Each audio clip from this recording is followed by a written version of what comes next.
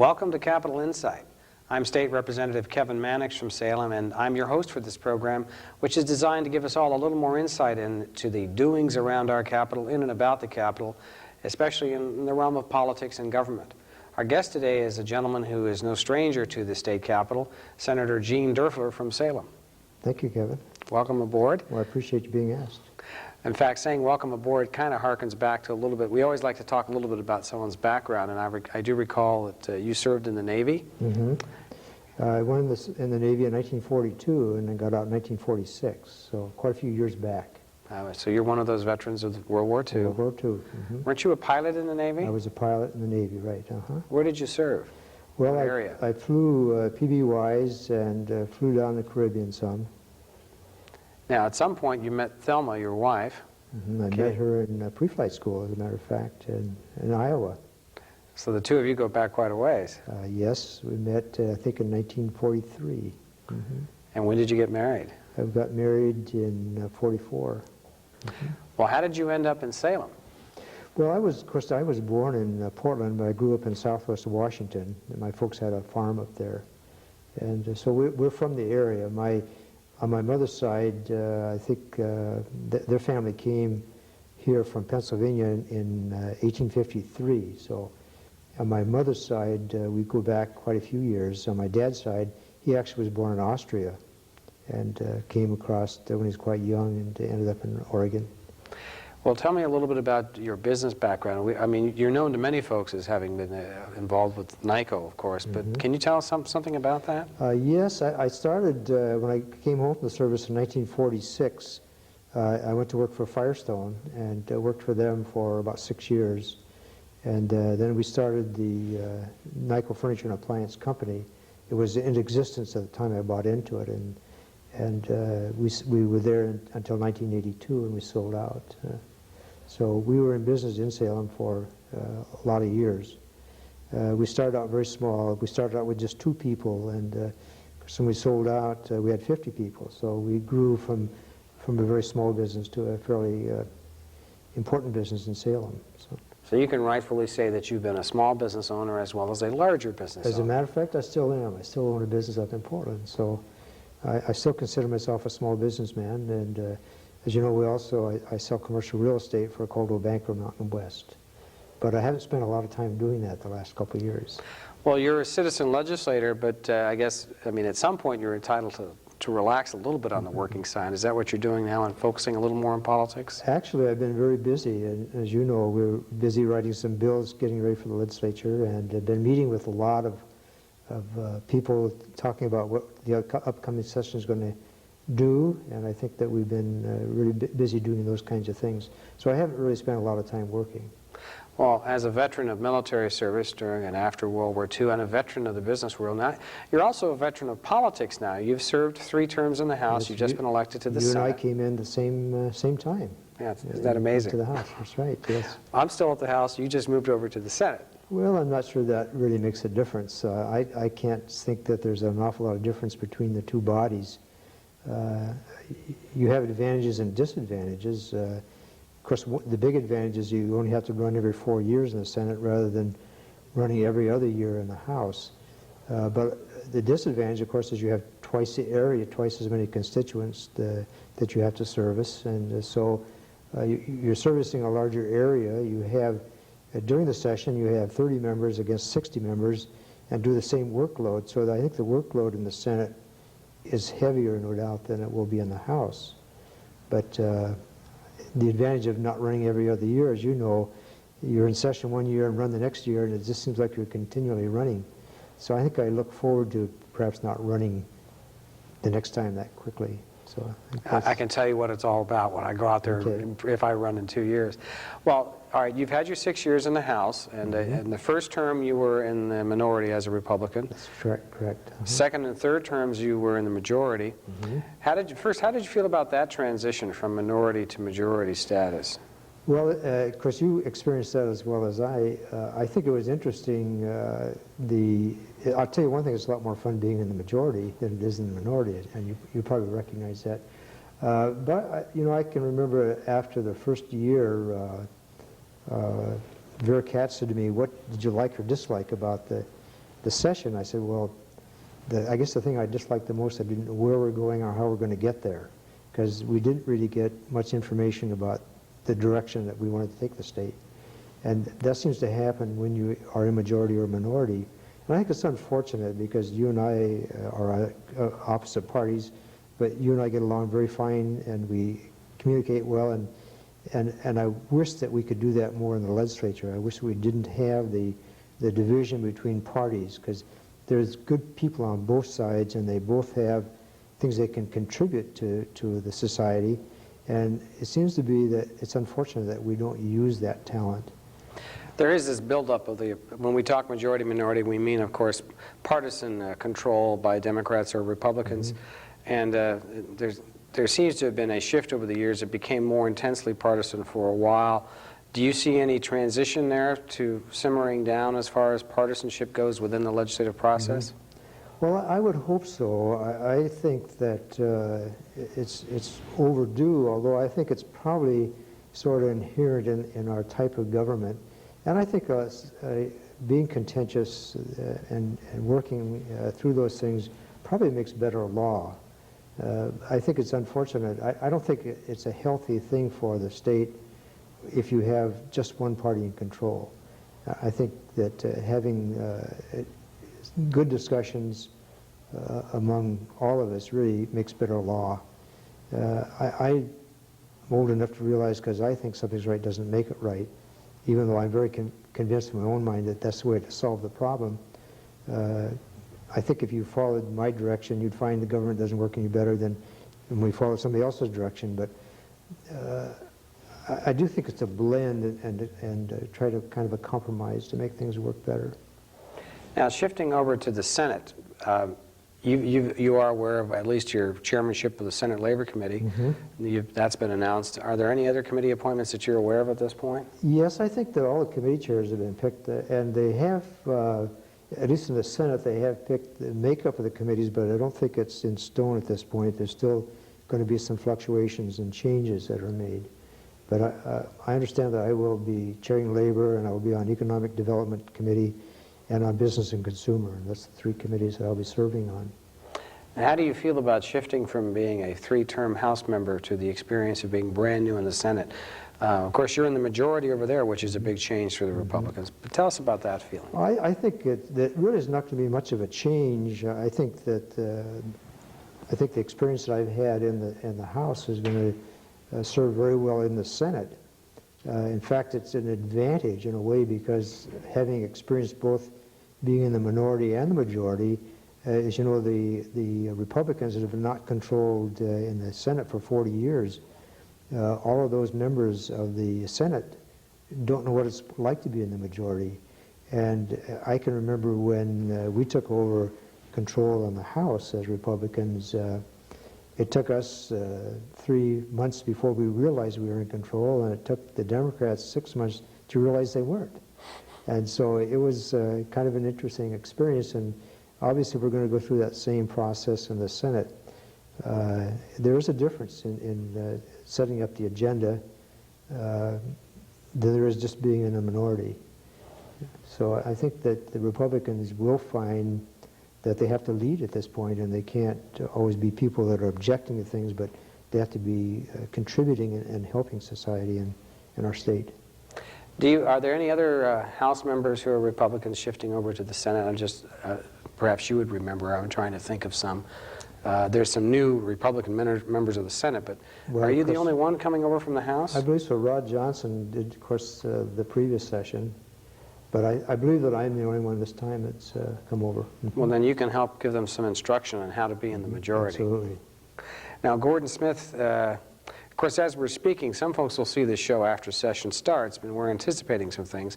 We're taping this just before the session starts, but Gordon Smith is lined up to be the Senate President. Have you had much chance to talk to him about the direction, what the Republicans will do in terms of leadership in the Senate? Yes. In fact, we had a 3-day caucus here about 3 weeks ago, and we spent 3 days going over what we would like to accomplish. And of course, the first thing on the agenda is to make sure the agenda doesn't go too long. Gordon, rightfully so, would like to be out by mid-June, and That's not a promise, but I think that's a goal that we would have. I think the reason for that is that we need to build confidence back up in government. As you know, we have a very angry constituency out throughout the entire state, and they don't really have a lot of confidence in government at this point. And that's one thing I think that if we get in and start doing our business and get it done and get out, that will help us in confidence with people. As far as some of the trends and developments for the session, with the Republicans controlling both the House and the Senate, which is, although the Republicans have controlled the House the last two sessions, the Democrats control the Senate. So now we have a new dynamic. We'll have a Democratic governor with John Kitzhaber. But what sort of trends do you see as far as the session goes, besides trying to get out sooner and trying to be cautious about overdoing the agenda?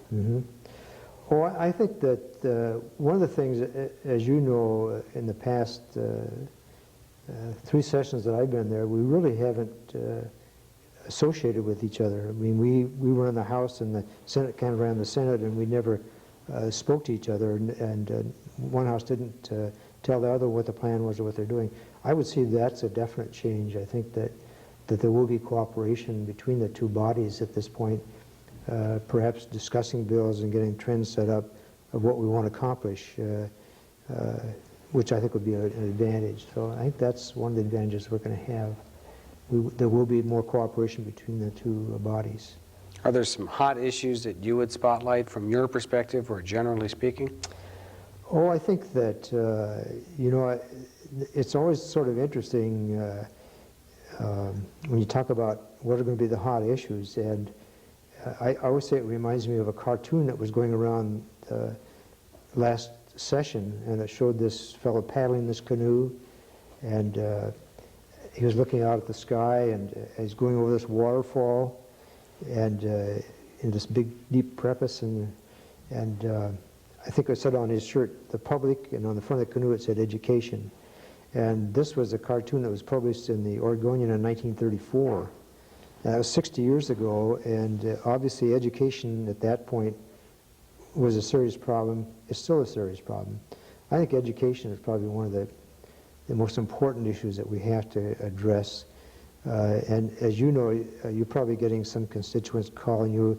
They're concerned about the 3565 bill that we passed, and I think it's something that we do need to look at. That's the bill which reforms the education system and sets up the Certificate of Initial Mastery and the Certificate of Advanced Mastery, and students prepare a portfolio showing what they can do. But there's some concern that you're shifting away from traditional academic standards, and there's been a lot of debate going on about that. There's a lot of uncertainty about what we're trying to accomplish. I think if you were to talk to anyone and ask them, do we need to change how we educate our kids, I think it'd be unanimous, because certainly the product that we're turning out today is not adequate. I think the top 30% are getting probably the best education they've ever had, but the 70% are not. And with the changes in the world, marketing, we can't afford to lose any person through our education system. And we somehow have to reach that 70% that we're not reaching. I think, as I recall, the legislature passed the legislation with the idea of saying this is what we want as a result. And I thought we tried to leave it up to local communities to design a system that would accomplish that. That doesn't seem to have fit. People don't feel like they have control, and I think that's something that we have to change or convince people that we want them to design the school system the way they want it. And if they don't want this thing to happen, then how do they want it to happen? We need to get citizen involvement, certainly parents and teachers working together, because we do have to change how we educate kids. Let's pause for a moment. I'll mention to our audience that you're with us on Capital Insight. I'm State Representative Kevin Mannix. I'm the host for the program. And our guest today is Senator Gene Derfler, formerly a representative for 3 terms from the Salem area, and now a senator, so he'll serve a 4-year term in the Oregon Senate. If you ever have any questions or concerns, feel free to write to me at Capital Insight, H395, State Capitol, Salem, Oregon 97310. And we'd be glad to respond to your inquiries. Back to Senator Derfler, you were talking a bit about education, and I'm wondering if we're going to see some attempt to loosen up the reforms and emphasize more flexibility for the school districts, probably be a little bit less directive and less centralized. Mm-hmm. You know, it's great when people get upset because that's when we make changes. And so being irritated and concerned about what is happening, I think just calling attention to those things helps solve the problems. And I hope that rather than people sitting back and just criticizing what's happening, that they get involved and help solve the problems. Because I think that those problems can be solved, but government, as a rule, doesn't do a very good job of solving problems. It's going to take people to get involved in it to make that happen. Now, in areas other than education, counties and cities, I'll be introducing some legislation to withdraw unfunded state mandates. Mm-hmm. Which items will go in there is still subject to some debate, but the point is that just as many of us complain about the federal government imposing mandates on the state and not providing the funds, I'm trying to become more sensitive to cities and counties being told by the state what to do, mm-hmm. but not being given the funds to do it. Do you see the Republicans being supportive of that notion of saying to the local governments we're going to back off a bit? I think last session, at least in our caucus, we talked about that and said we were not going to pass any legislation that would mandate things to the counties without providing the funding for it. And I think last session we pretty well did that. Well, we stopped. Now I'm asking if we're going to back up a little bit and say, mm-hmm. okay, guys, now here's some other mandates we already mm-hmm. passed, mm-hmm. but since we haven't been giving you the funds to do it, we're going to back away. Mm-hmm. How do you think they'll feel about it? When I say back up, I don't mean in terms of government progress, but I mean in terms of telling local governments what they must mm-hmm. do. You know, I think those things should be looked at and considered. I would have to say, though, that actually the counties and cities have not suffered from Measure 5 near as much as state government has. And so I think you have to take a look at the dollars that are going to be available.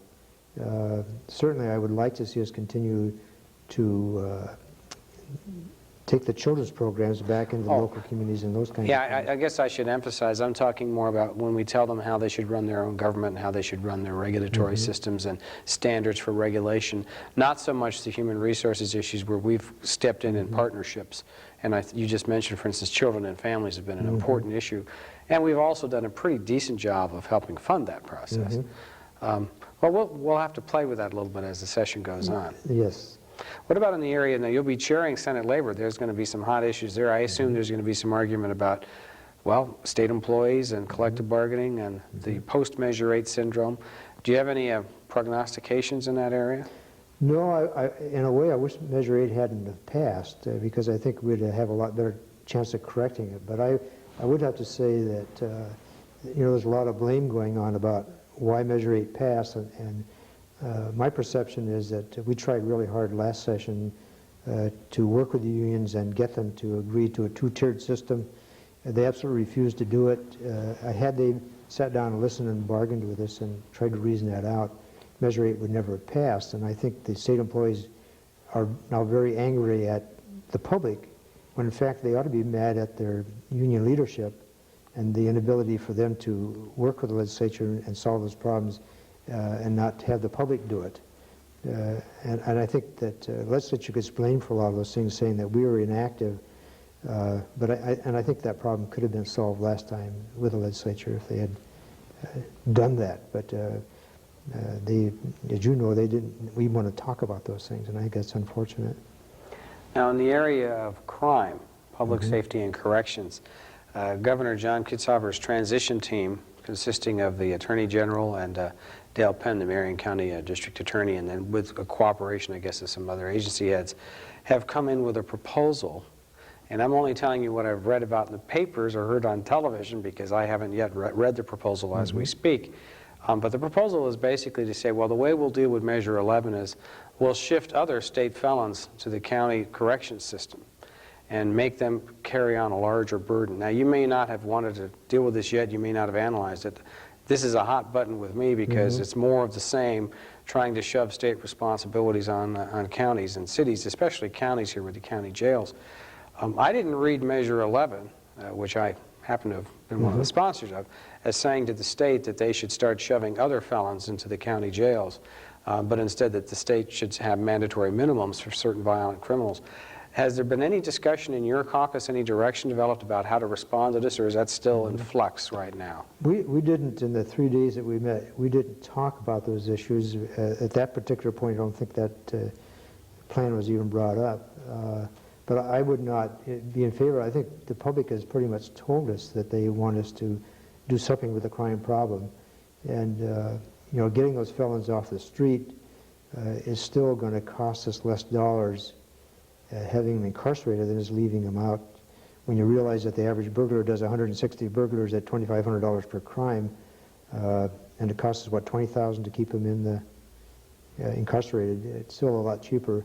I think that citizens really deserve a safe place to live and to raise their families in. And I think people are very discouraged with what's happening so far with our crime issues. So I think it's time that we do make a change and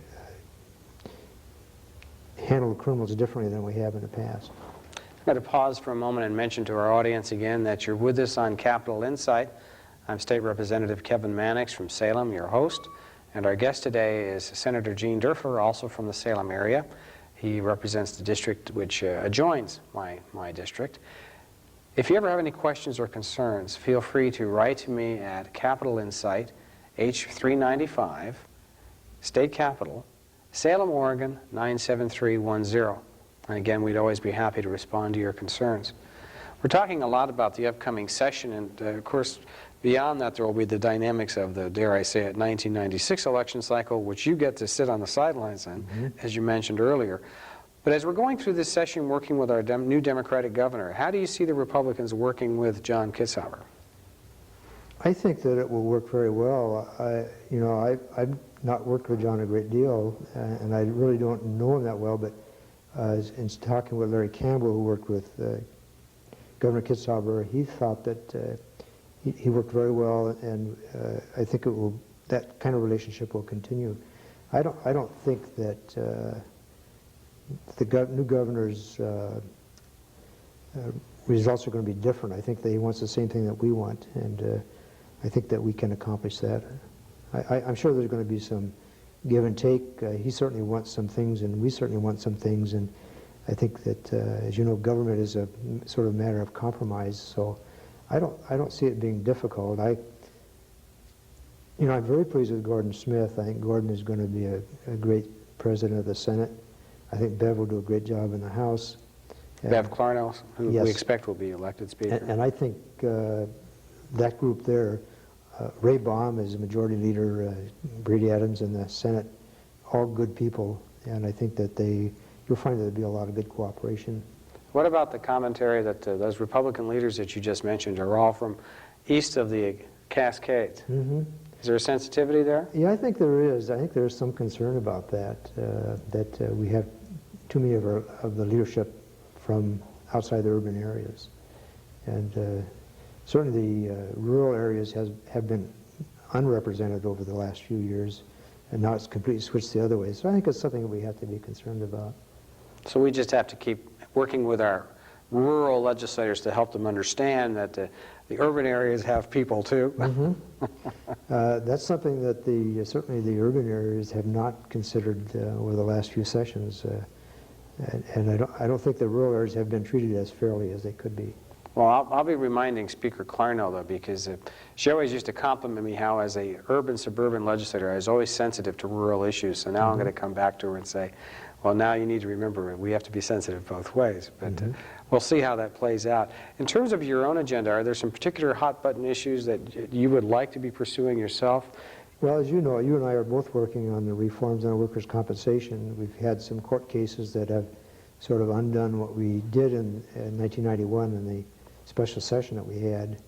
And we are going to have to go back in and rework that bill some to make sure that the courts understand what we really want to accomplish in the worker comp area. So that's going to be one area that we're going to be working on. And I think we're also going to be taking a look at collective bargaining. I think that we've gotten to the point where it's very difficult for state managers to manage, and we want to make that available to them. I think that managers should be able to make the decisions that are management decisions to make, and it's something that we're going to to take a look at this session. Do you mean by that redefining some of the things which are subject to mandatory bargaining? That's correct. And is this basically for state employees at the state level? I mean, public employees at the state level? What about local government? I think it would apply to them as well. Now, as far as the overall tenor of this session, we then have the follow-up, and that leads us into the '96 elections. Is this a temporary shift where the Republicans are in charge? Is this a long-term trend? Do you have any particular reaction to that? I actually can switch very quickly, as we just found out this last election process. Who would have ever dreamed that the national picture would change the way it did? It can change just as much the other way, just as quickly. So I don't think that any of us have any guarantees. I think it's going to be a lot depending on what we accomplish, what we do. I would say that perhaps as far as our own local legislature is concerned, that it's going to be difficult for the Democrats in the Senate to change it really quickly, noting that we have quite a majority, 19 to 11, and the next election process will be more rural areas, which normally elect Republicans. So I think it would be difficult for the Senate to change, but certainly the House can change. As you know, this last process we went through, we weren't sure that who was going to control during that election time. Until all those votes were counted in some of those districts. And look at, some of them were close, within 200 or 300 votes of each other, and it could have gone either way. Do you think there's a trend towards more moderation in the parties in terms of some of the candidates that they try? Now, there's exceptions, but in terms of a desire to appeal to the broader electorate? Yes, I think that I think people are getting a little more conservative, and I think that the legislature will change with that. I think legislators who get elected are going to sort of meet those needs of what people want. So I think there's probably a shift a little bit toward more conservative. I assume that we're not going to be talking about new taxes during this coming session. That's one of the things that we talked about in caucus, and we all agreed that we would not raise taxes or fees this time, that we were going to live within the dollars that we get. Because again, I think that's what the public is asking us to do. Will there be specific instances where you might look at fees if there's a demand by a constituency to get a job done and they're willing to pay more? I think if a particular group comes and wants to increase their fees for their benefit, that's something that probably could be looked at. We should mention briefly that there are some groups like that who are regulated and they want to pay professional fees and they like having their fellow, say, professionals or business people regulated. So that can happen sometimes. So I think a good example last time with the nursery people, that industry had grown a great deal in the last few years, and in order for them to ship product from this state to another state, they had to have a state seal of approval. And they had so much product going out, and they were limited to the number of inspectors, and they came and asked us to put on 2 more inspectors so they could solve that problem, and we did that, and their fees went up to pay for that. Do you think you're going, I'm asking you one last softball question here because we're going to wrap up. Do you think you're going to enjoy this session? Sure, I enjoy each one. I think it's a real challenge. It's fun to do. It's interesting. The learning experience is fantastic, and I think it's fun to do. Well, folks, you heard it from Senator Derfler himself. He says he's going to enjoy the session. We'll see how much all of us enjoy the session. I actually think that every session can be enjoyable if we look at it as an opportunity to challenge ourselves to respond to the public interest. And speaking of the public interest, we hope we've shared some insight into what that's all about. Thank you for joining us on Capitol Insight, and thank you, Senator Derfler. Well, thank you for asking me.